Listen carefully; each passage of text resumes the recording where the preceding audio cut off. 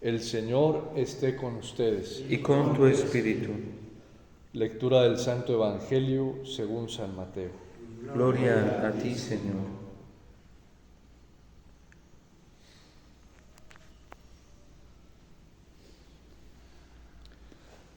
En aquel tiempo Jesús dijo a sus discípulos: cuidado con los falsos profetas. Se acercan a ustedes disfrazados de ovejas, pero por dentro son lobos rapaces. Por sus frutos los conocerán. ¿Acaso se recogen uvas de los espinos o higos de los cardos?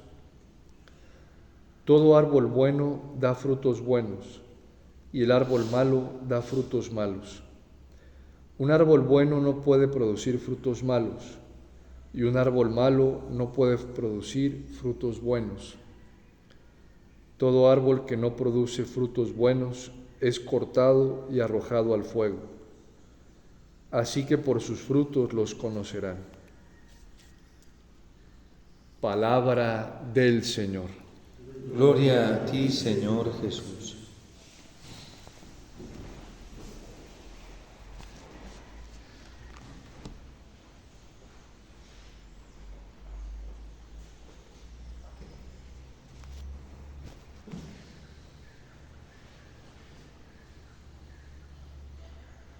El fruto bueno que debe producir la vida cristiana, que debe producir la Iglesia, como un árbol plantado por el Señor, es el fruto de la fe.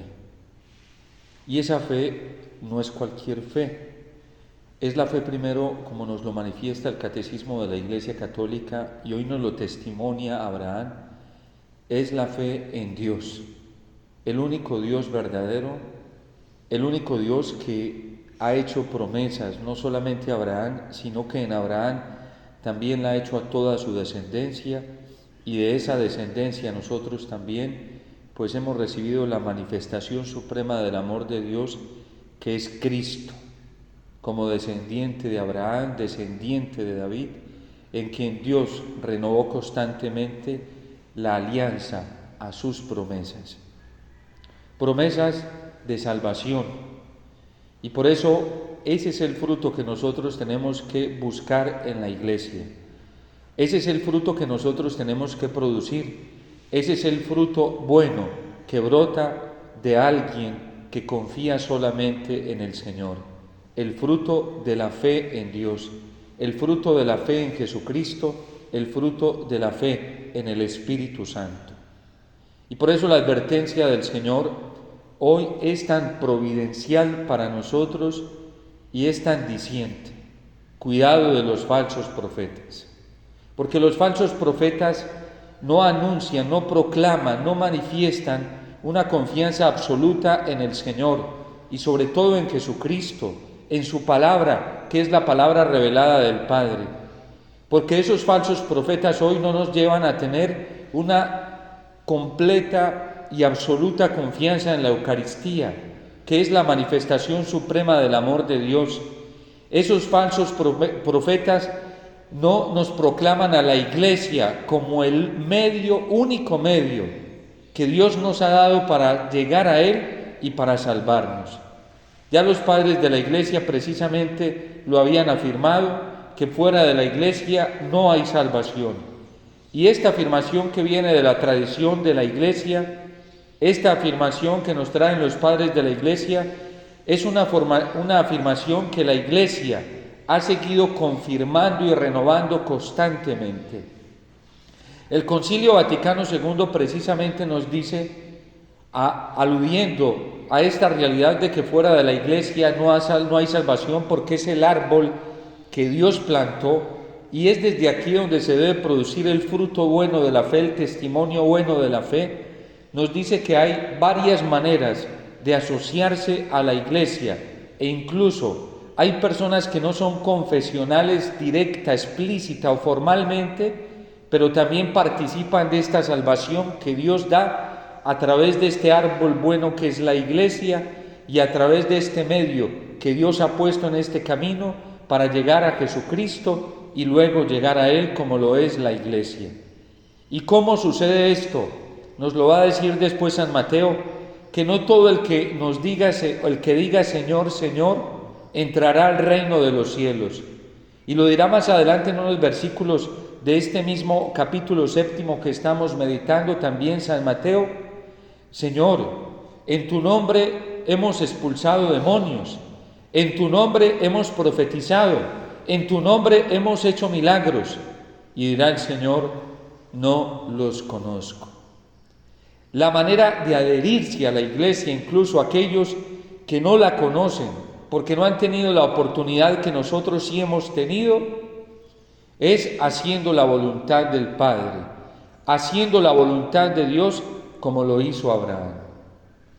¿Y cómo lo hizo Abraham?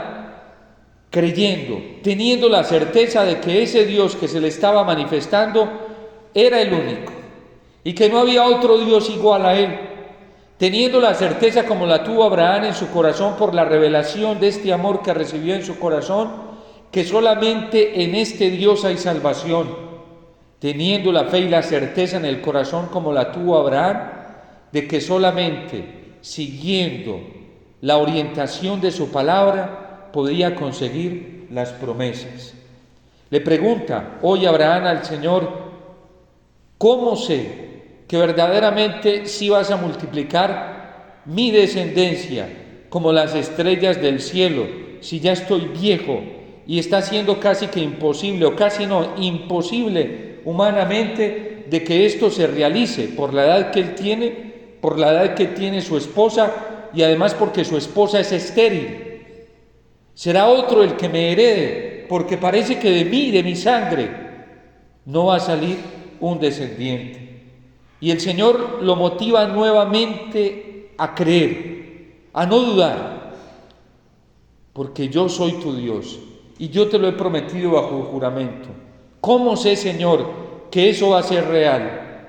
Porque hay veces la fe, nuestra fe es confrontada, probada. Y hay veces nos llega la duda de si eso se va a realizar o no se va a realizar en medio de las pruebas, porque Dios no detiene las pruebas.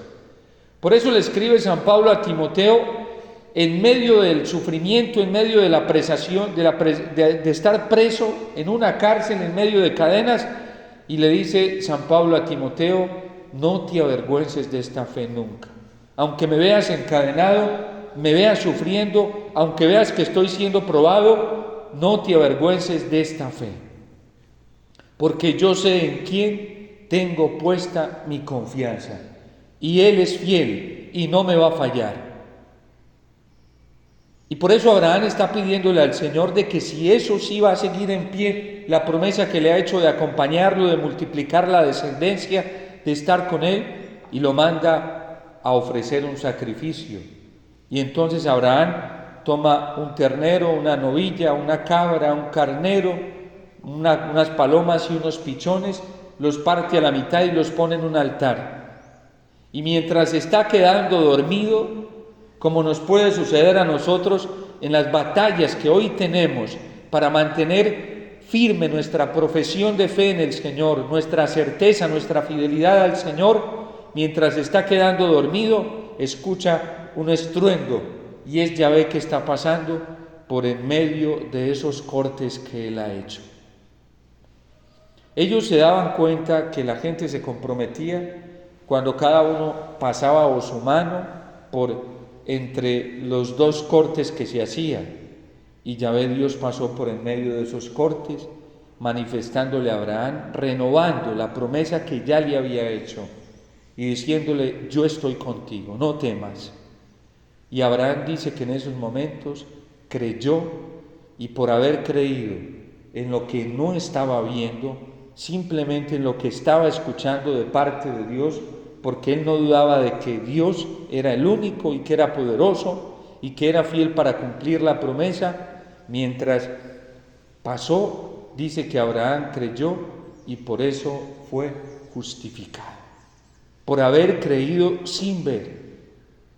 Porque no estaba viendo al hijo de la promesa ahí, no estaba viendo la multitud de los descendientes. ¿Qué están haciendo hoy los falsos profetas dentro de la iglesia?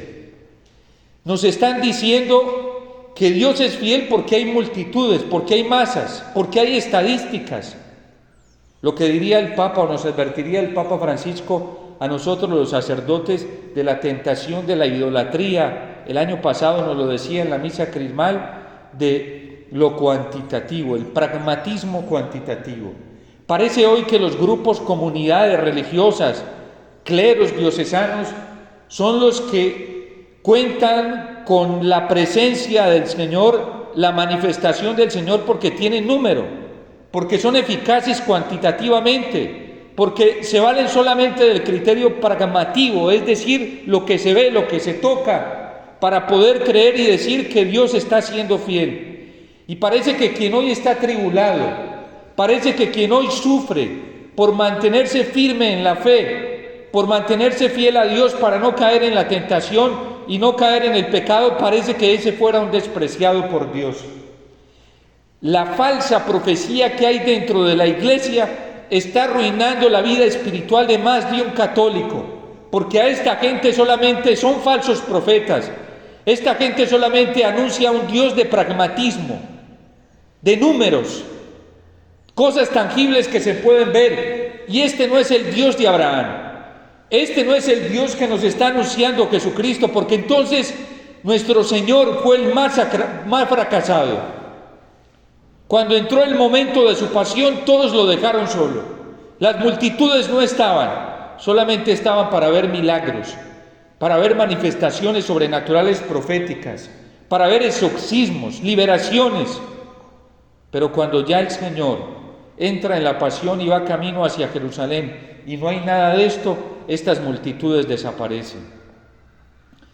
En eso está fundando el seguimiento mucha gente dentro de la iglesia, y eso es muy dañino, porque esa no es la fe verdadera. Esa no es la fe que nos conduce a la resurrección, que nos conduce a la tierra prometida, que nos conduce al Señor. Esa fe termina fracasando tarde que temprano. El Papa Francisco lo advertía precisamente en una entrevista que concedió a alguien que ya es obispo, y le decía en esa entrevista, hablando del tema de la vocación sacerdotal y religiosa, que él no creía en las experiencias in vitro. ¿Qué son las experiencias in vitro para el Papa Francisco? Una experiencia in vitro, como lo conocemos hoy desde la ciencia, ¿sí? Las fecundaciones in vitro alteran el orden natural para que la vida llegue a desarrollarse. Y lo altera la ciencia y la técnica, lo altera el hombre manipulando las leyes naturales, las cuales él no puede manipular. Puede hacer uso de ellas, puede reorientar, puede orientarlas, pero no manipularlas. Porque el desafío de la ciencia hoy, en gran parte de la ciencia, es desafiar a Dios, que es el único que puede intervenir de manera milagrosa para que cese una ley natural, pero no para corromperla, no para llevar al hombre a la destrucción. Y dice el Papa Francisco que él no cree en esas experiencias, hablando de la vida religiosa, fecundaciones in vitro, que van creciendo rápidamente y de manera cuantitativa, voluminosa y hasta económicamente, dice, porque ahí no hay cruz. Y donde no hay cruz, no hay resurrección. El Papa, que a veces ha sido tan mal interpretado porque es muy coloquial para hablar, tiene unas cosas bien profundas. Y a los sacerdotes nos advertía precisamente de no caer en la tentación de la idolatría, del pragmatismo cuantitativo. Porque a veces en la vida sacerdotal creemos que una pastoral, una acción, un retiro, cualquier intervención que tengamos está siendo efectiva por el número, por lo que se vea. Y eso es lo más perverso y dañino hoy dentro de la iglesia, para decir que Dios está con nosotros, porque no es así que funciona. Funciona precisamente cuando está la fidelidad en el corazón, la certeza y la firmeza en medio de las pruebas más terribles, para seguir profesando la fe en Dios, amándolo con todo el corazón, siguiéndolo a Él fielmente, sin caer en el pecado, sin caer en la tentación, porque yo sé en quién tengo puesta mi confianza, como lo dice San Pablo a Timoteo. Y por eso no me avergüenzo de esta fe, aunque en estos momentos esté siendo despreciado, lleve cadenas, sea insultado, sea ultrajado, sea difamado. Un cristiano hoy no debe tenerle miedo a eso. Si está padeciendo esto por serle fiel al Señor, tiene que saltar de alegría, llenarse de gozo, porque va por donde es. Este es el camino auténtico de la fe. Abraham lo vivió. La fe que profesó Abraham, la esperanza que profesó, el amor que manifestó a Dios fue en medio de las pruebas más terribles. Dios lo saca de una tierra para una tierra que le va a dar y le toca andar como nómada toda la vida. Tanto que cuando iba a morir, murió su esposa, le tocó pedirle, casi que suplicarle de manera humillante a alguien que le diera un trozo de tierra para enterrar a su mujer. Y así les tocó a los patriarcas, sin tierra propia. Una vida cristiana en la iglesia hoy que tiene tierra propia, que tiene seguridad económica, que tiene la seguridad del honor, de la fama, eso es muy raro porque no coincide con la fe que se nos transmitió a nosotros, que han vivido los apóstoles y han vivido todos los santos. Por eso tenemos que cuidarnos de esos falsos profetas, que solamente proclaman un anuncio de un Cristo falso, de un Espíritu Santo falso, de un Evangelio falso, de un Dios falso cimentado solo en seguridades cuantitativas, pragmatismos, lo que se toca, lo que se ve. Entonces, como estoy teniendo éxito y soy próspero, entonces Dios está ahí. A estos pobres no les entra, por ejemplo, el testimonio de Job por ningún lado. Yo no sé cómo harían para asemejar la fe a la fe de Job, porque a Job por seguir al Señor lo perdió todo. Pero así le ha pasado a todos los santos. ¿Qué les ha venido a los santos? De hecho, Dios se lo advierte a Abraham en este mismo capítulo 15. Tu descendencia va a ser probada. Va a ser probada. Va a llegar a una tierra donde van a ser oprimidos, esclavizados, pero yo estaré con ellos. Es que esos anuncios hoy, esas proclamaciones que ofrecen un éxito sin prueba, sin cruz, eso es muy raro. Eso no tiene sentido. No tiene sentido. Y evaluar las intervenciones pastorales, espirituales, por lo cuantitativo es lo más dañino. Pero ese falso profetismo, ese falso anuncio mesiánico hoy está metido dentro de la iglesia y está metido en el criterio de muchos, incluso de muchos de nosotros los pastores y consagrados, y de los laicos ni se diga. Hay comunidades que solamente se mueven en esto, pero no van y verifican su fe en el Evangelio, no verifican su fe en la fe de la iglesia, la verifican en líderes. Y entonces, como yo estoy siendo obediente a este líder y le obedezco ciegamente en todo, entonces Dios está feliz conmigo. No todo el que me diga Señor, Señor, entrará en el reino de los cielos. Está diciendo Cristo de él. Es el que haga la voluntad de mi Padre. Y tendré que decirle a ese, no lo conozco, Señor, pero si yo me sentí a comer contigo, yo fui a Eucaristía todos los días, yo recé el rosario todos los días, yo hice 50, 60 novenas. No los conozco. Porque no es eso. Es el que haga la voluntad de mi Padre que está en los cielos. El que obedezca su palabra. Señor, pero si yo le obedecía a esta persona que tenía dones, carismas, y yo veía espectáculos, no los conozco. Señor, y hasta yo impuse las manos y la gente se caía y se curó de cáncer. No los conozco. Señor, yo tuve visiones proféticas, sueños proféticos, y se cumplieron, y los anuncié. No los conozco. Porque no es eso lo que nos da la salvación. El fruto que espera el Señor de nosotros es el fruto de una fe verdadera que hace la voluntad del Padre, como lo hizo Abraham. Y por eso Abraham fue justificado. Y por eso Abraham no cayó en el pecado. Esa obediencia lo preservó de caer en el pecado.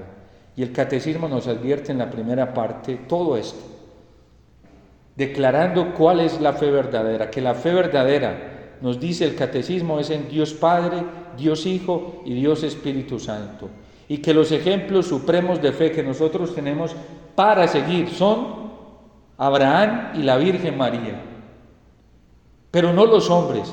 Hay gente hoy en la iglesia que se está dejando engañar en una obediencia en la mentira y en el engaño. es que como yo vengo de Dios y tengo la gracia de Estado, ¿cómo se abusa de esa palabra gracia de Estado? Hay un abuso impresionante. Ojo que con esa palabra dentro de la iglesia se puede hacer mucho daño. Con esa palabra gracia de Estado se puede manipular conciencias. Se puede manipular a las personas que están en medio de tanto miedo. A nosotros las ovejas nos toca verificar que la palabra, la orden, la norma, la ley que se nos dé coincida con la voluntad de Dios, y la voluntad de Dios la tenemos en el Evangelio, y si nos queda alguna duda nos lo explica la Iglesia, que es la que tiene la autoridad en su magisterio auténtico para indicarnos si eso es verdadero o no. Pero los católicos ya no saben esto, no verifican que lo que se les esté pidiendo verdaderamente sea de la fe apostólica, de la fe católica. Y entonces lo que profesamos en el credo, ¿dónde queda? Estamos en un momento muy dramático dentro de la iglesia, porque la gente está perdiendo la fe en Dios Padre, en nuestro Señor Jesucristo, en el Espíritu Santo, en la Virgen, en la iglesia, por dejarse llevar de errores, de doctrinas extrañas, de falsos profetas, que a lo mejor en algún momento fueron llamados por Dios y perdieron el norte, perdieron el camino por buscarse a sí mismos. Cuando nosotros nos buscamos a nosotros mismos, caemos en ese peligro. Y por eso es tan urgente hoy volver a la iglesia. Esta batalla la tuvo San Irineo y le tocó sufrir mucho, ser muy perseguido dentro de la misma iglesia. Lo incomprendieron, lo difamaron, lo calumniaron. Y porque él decía que la unidad en la iglesia solo se iba a realizar y a dar cuando todos profesáramos esta fe verdadera. Y que la causa de división en la iglesia era por estar siguiendo doctrinas llamativas que no coincidían con la verdadera fe. ¿No será lo que estamos viviendo hoy? ¿Por qué hay una contienda tan grande dentro de la iglesia católica? Porque ni siquiera nosotros mismos los pastores nos entendemos y no tenemos unidad de criterio, porque no profesamos la misma fe de la iglesia. Y cada uno defiende posturas de este teólogo que dice este otro, es que este sacerdote es un gran teólogo, pero ¿quién defiende la verdadera doctrina que es la fe en el Señor Jesús? La que la iglesia ha profesado. Vayan, hagan el examen para que se den cuenta cuántos sacerdotes, pastores, diáconos, verdaderamente conocen la doctrina de la iglesia en el catecismo de la iglesia católica. Eso sería un buen punto para analizar si están o no están en el camino verdadero. Vayan y analicen cuántos consagrados religiosos y religiosas hoy conocen verdaderamente la doctrina católica de la iglesia que está en el catecismo. Eso sería un buen punto para examinar si nos están dando un fruto bueno o no, o si ese fruto es malo.